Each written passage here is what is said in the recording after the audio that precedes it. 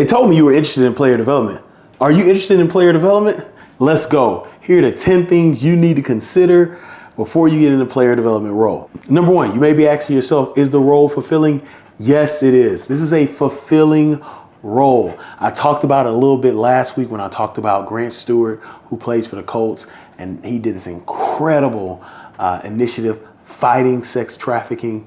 But that all happened based off some seeds that I sowed and other people sown. But we didn't get to see those. I didn't get to see those when I was there, but I was able to see the harvest later on. So it's a fulfilling position. It is a lot, but you get to build relationships. You get to see people grow. You get to see players grow into great young men. Right now, I have 3 players from the University of Houston, shout out, go Cougs, who are doing stuff in the post-athlete space. Kari Dotson, Linnell Bonner, and Romello Brooker.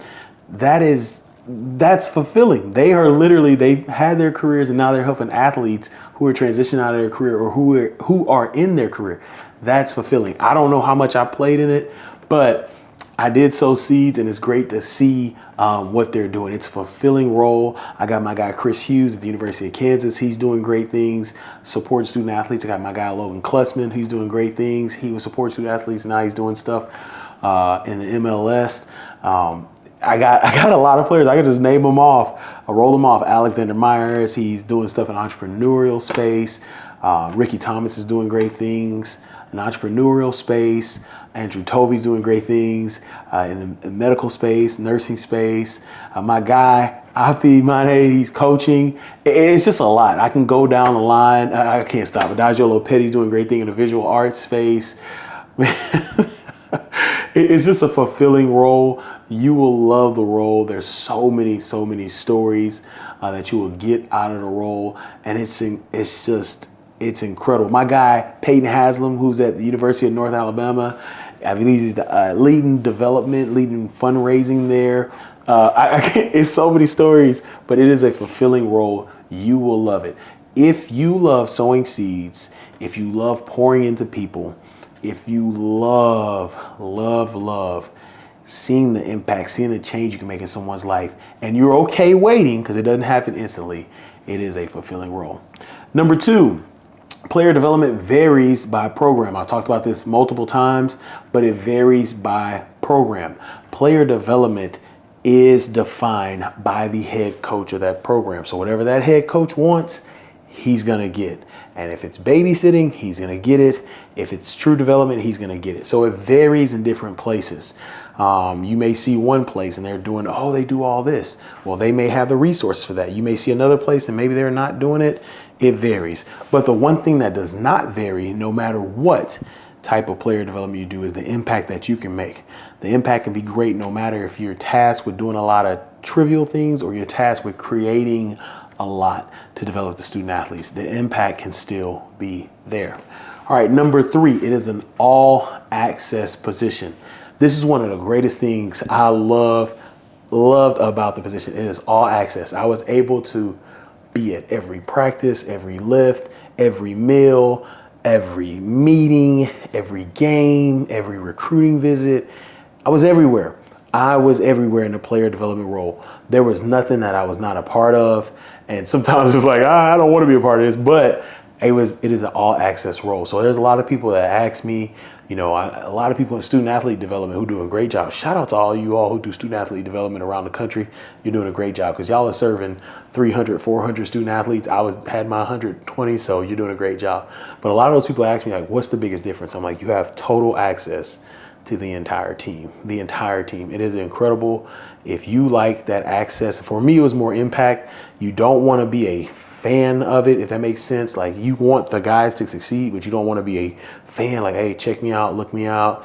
It is some cool things though. Y'all seen you have seen this podcast. I got all my lanyards right here. So there have been some great experiences, but the all access is not only there for you as a fan of sports, but the all access is there for the impact. That's the greatest thing about the access you have to the players. The coaches, once again, is defined by the coach. The head coach gives you access to their players to help the players. So it is an all access position. So if maybe that'll be a challenge for you and you know yourself, maybe wait a little bit so you can understand. When I say all access, I'm talking about all access.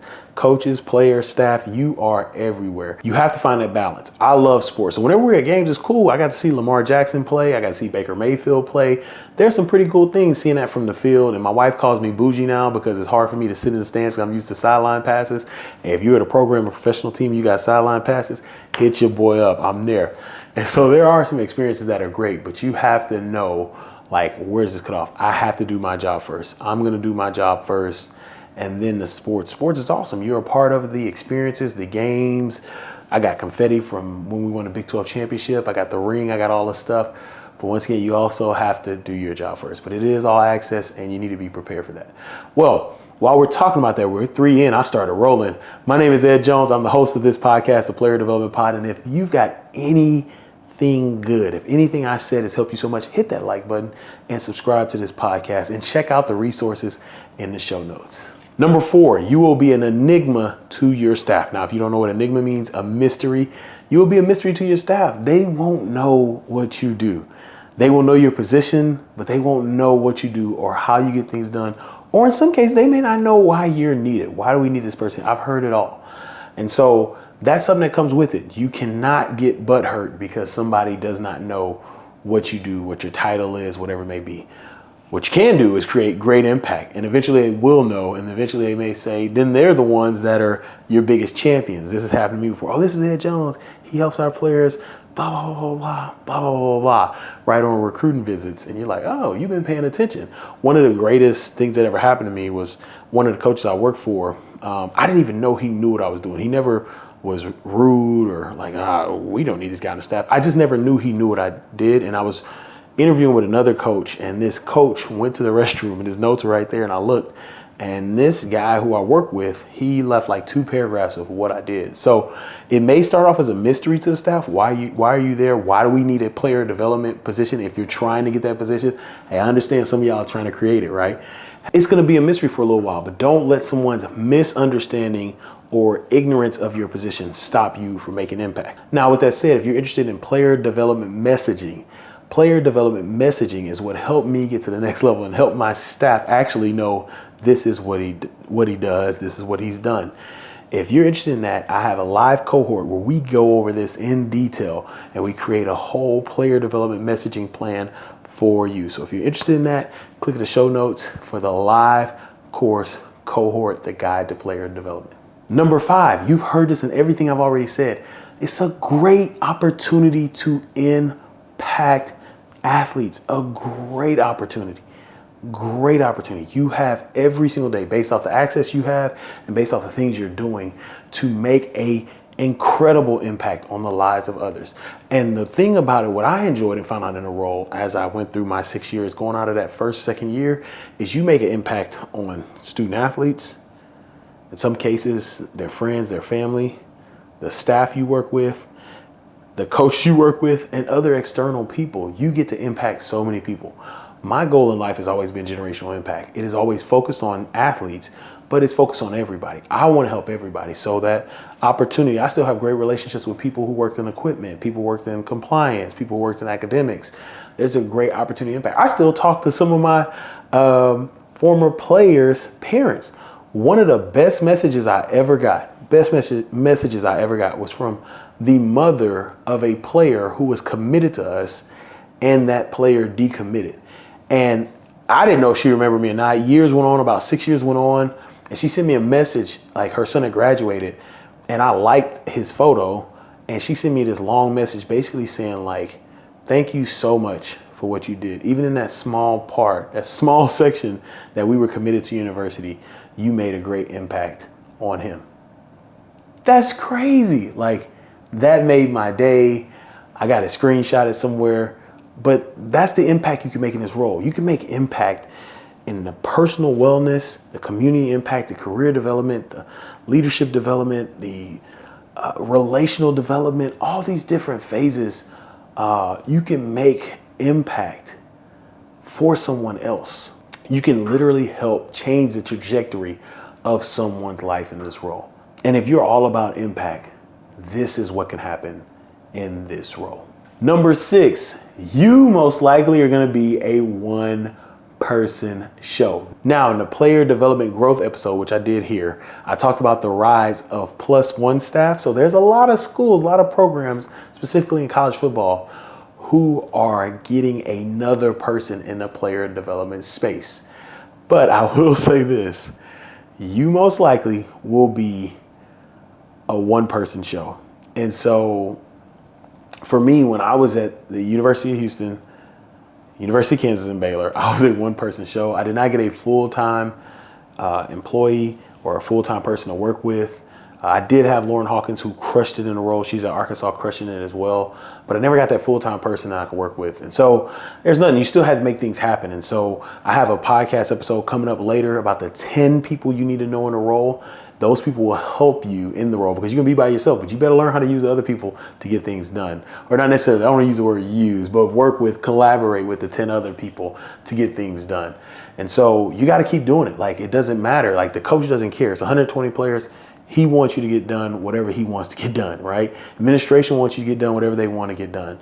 The position coach wants you to get done whatever they want to get done. And so it didn't matter. One person show, all right, cool, we're going to get it done. But some of you all are going to be that, and you just need to know to create systems to help you in that space as you're by yourself doing a great job. Now, one thing you can do, and one thing I got for you, is 100 player development tips. It's in the show notes, and that will help you as a one-person show. I wish I had those when I was doing it by myself at those universities, but it is there for you. Number 7, you will be heavily involved with academics. Shout out to all the academic people I work with. It's so many of you all to name, but shout out to you all. Really, truly enjoyed every academic staff I work with at the 3 universities I was fortunate to be at.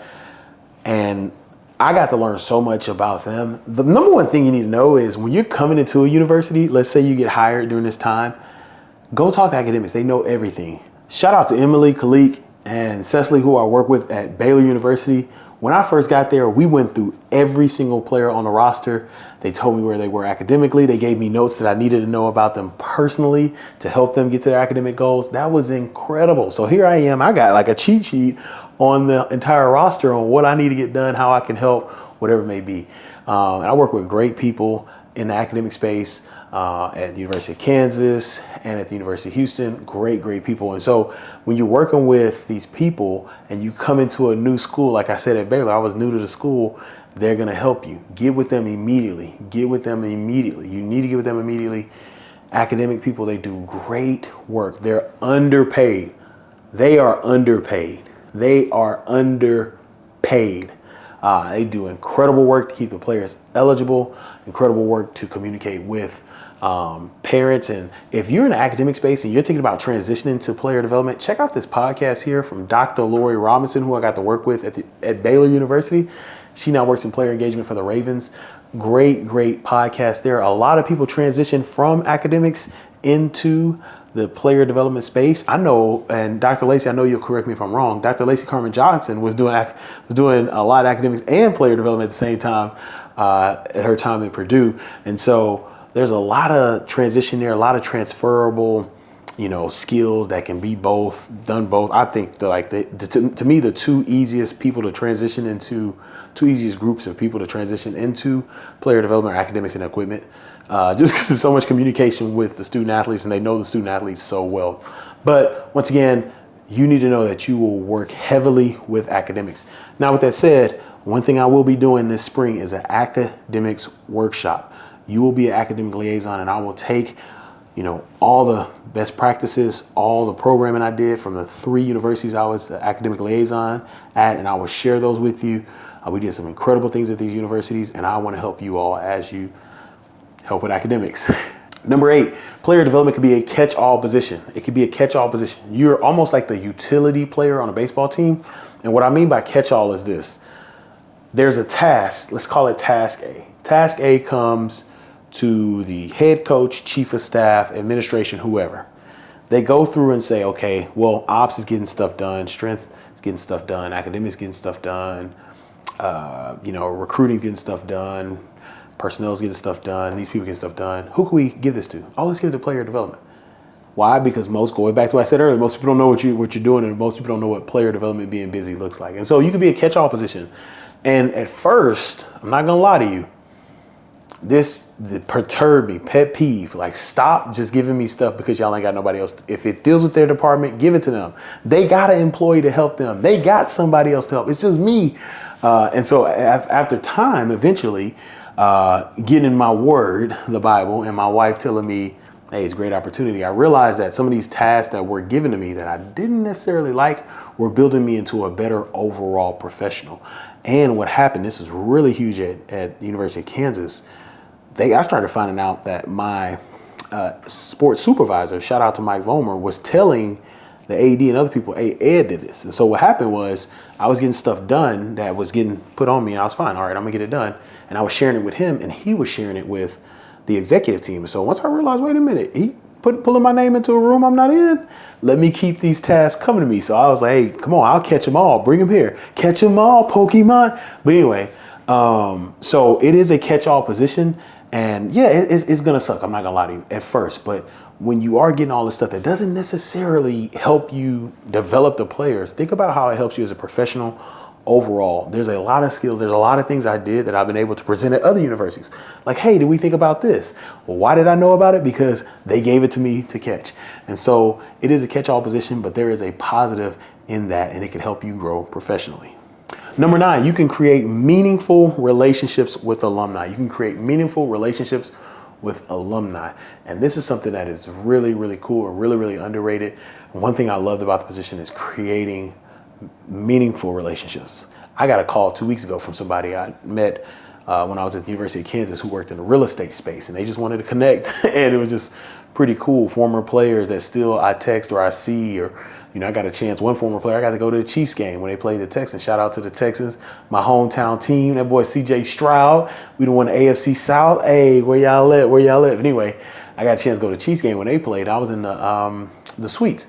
And so it's just like this, you get these relationships that you build because they want to help the athletes.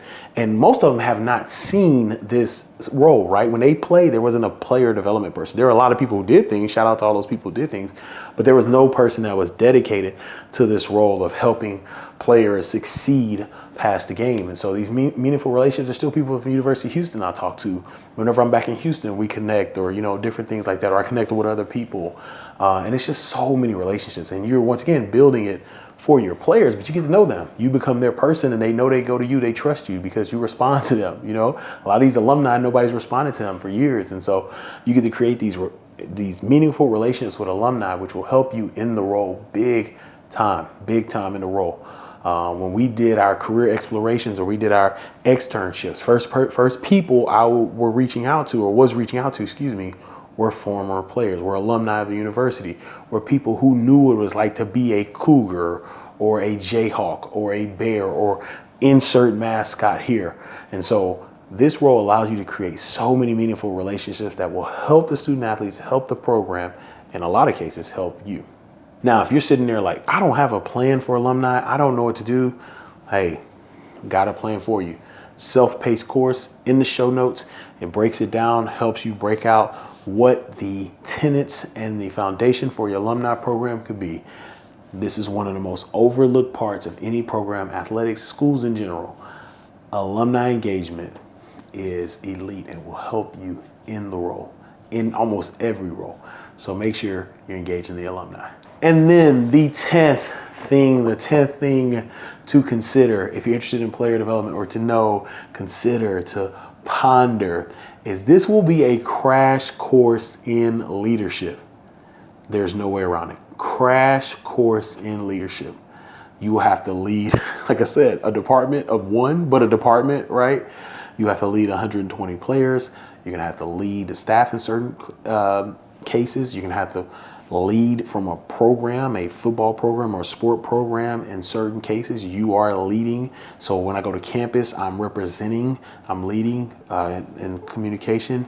You're leading the communication with parents. You're leading so much alumni engagement.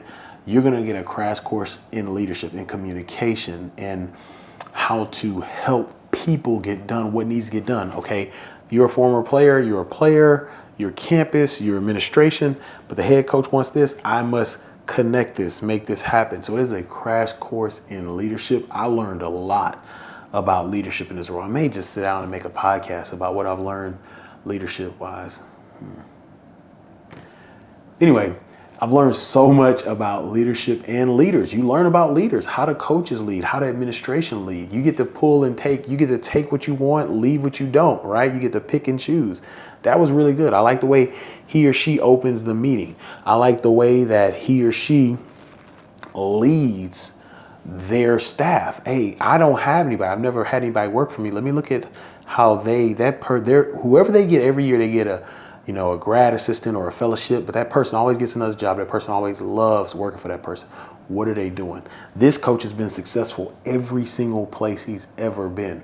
What does he do well? What does he do well? This coach has not been successful everywhere he's been. What does he do? Why is that? This player can't get right. This player can get right. What are they doing? This tutor or this, academic advisor, whoever it may be, every single one of their athletes succeeds way beyond what they think they can do. What are they doing? And so you get this crash course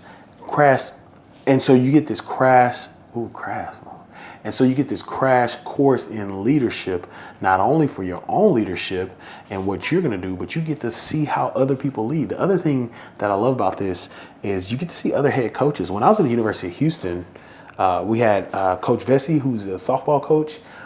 She sat down and talked to me about culture. I wrote like 7 pages in one of those little books about culture. She's talking about culture. We had a chance to sit down with Carl Lewis, who talked to us about recruiting and different things. I got to know Coach Leroy Burrell. I got to know the Sampson family. They're doing great things with UH basketball. I got to know Coach Quantas White, Coach Q.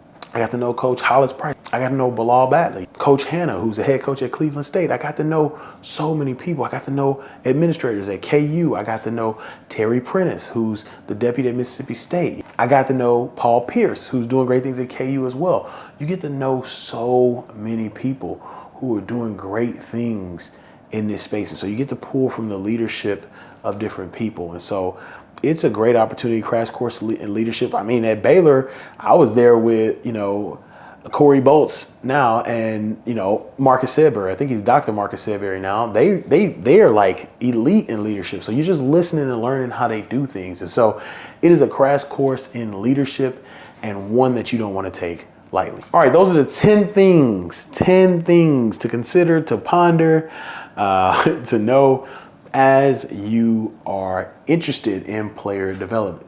And if any of these were a revelation to you, press the like button, subscribe, and check out the player development newsletter. It's in the show notes. All right, let's talk about the question of the week. The question of the week, this one came from my guy, Kenneth Dobbins. Shout out to Kenneth Dobbins. He was part of my cohort. He was in cohort 2. And so Kenneth Dobbins is doing great things there in the Austin, Texas area. He asked me, how do I maintain wellness and prevent burnout in the role? I wasn't great at this to start off, and I don't think I was great overall, but there's some things that I've realized hindsight that I could have done better. When I was at Baylor, I finally got a therapist, and that helped me big time. There were a lot of challenges, a lot of obstacles there, and I needed that time to talk to people. That was big. Another thing I noticed outside hindsight was at Baylor, one of the reasons why I gained a lot of weight is because whenever players or staff or whoever would lay their problems on me, I would go to snacks. I would go downstairs to eat snacks. That was kind of like my release. And so when I get back in the role eventually at some point when my kids get a little older, I will know that when people release things, I'm going to be like, hey, let me not go to snacks. Let me go for a walk. Let me do something in fitness, right? I was in there all the time. I like the office. I struggle with this because I like being in the office. I like people. I like work in the sense it's a hobby to me. It's kind of weird, but I like that stuff. And so it was hard for me to separate it. But as I went from being single to married to kids, one of the best things I did for my wellness was leave the office. You work 14 hours a day, 12 to 14 hours a day with these people. You don't need to spend any more time with them. Leave. And so I would make sure everything was done and I would leave. I talked about this in the last episode as far as servant leadership. One thing I did with the players, I had to teach them like, hey, I'm helping y'all to this point. If it's not emergency, I'm going home after practice. I'll check up with y'all as y'all go in the locker room, whatever it may be, but I'm gonna go home. I want to spend time with my kids, and I got to get out of here. I got to get away from this grind, from whatever it is. Now, if there's an emergency, I'm there. I used to go for walks throughout the week, working out in the weight room. That's one advantage. You have a weight room down there, so that was always cool to go get a pump. I would just go talk to other people, talk to other coaches, go to their practice, go to other practice, just get away from the grind of football. But I wasn't the greatest at maintaining my wellness in the role. I have to admit that. But the tips I would give anyone who's getting in the role is, number one, have a plan. And that if you want to get a therapist, I think everyone should have a therapist in that role, because you take on a lot from other people and you don't realize how some of that sits on you. So I would get a therapist. I would take time to yourself, no phone, because you're always on your phone. Somebody's always texting. Take time to yourself. If that's going for a walk, if that's going to sit outside and just enjoy nature, if that's going for a run, if that's taking a shower, whatever, going in the cold tub downstairs at Sports Med or whatever, right? Getting, stretch or whatever, do it, do that. And then number three, just take time for yourself in the role. It's a great role, but you have to realize, just like anything in life, like, don't nobody care about you. And I hate to be like that, but it's like that. I learned that, and so you need to do what's best for you. If you want to, run off, go watch a movie in the middle of the day, or go to the library, read a book during a break when you're not needed and coaches are taking over, do it. It's going to work without you. Trust me. It's going to work without you. And so you are the enhancement, but the engine's going to keep going, right? I can get this 93. You're the 93 oil, if I'm saying this correctly. You're 93 gas that enhances, but they'll use 87 if they need to. And so make sure you take care of yourself. Those are my tips.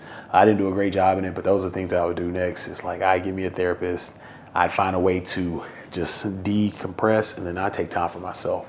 So hopefully that answers your question. But yeah, there's other people that do it well. I was not great at it. One of the cool things I did, though, in the second season of the podcast is I asked all my guests, what do they do for their own mental health, wealth, whatever it may be. And you can find that here. YouTube only allows me 3 cards, so I think this is my third one. You can find it here, or you can find it in a playlist on the page. And then the tip of the week, over communicate with your non-travel squad.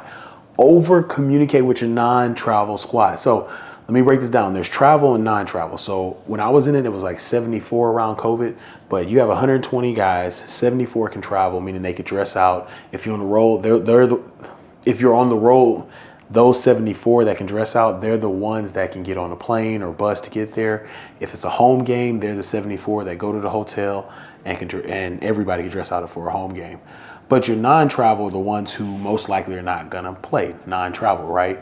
And so when you're going away, the communication of non-travel is, hey, you always there was always a lift before we left, right? We always did a Friday lift for the non-travel. And a lot of it was to get them a lift. A lot of it was to tire them out so they don't do nothing crazy on Friday while we're on a flight to the destination. But you're letting them know, hey, I know this is happening back. I know this party's going on. Y'all do not get in trouble. Look out for each other. Where y'all watching the game? Or a lot of them went home. A lot of them did go home, which is cool.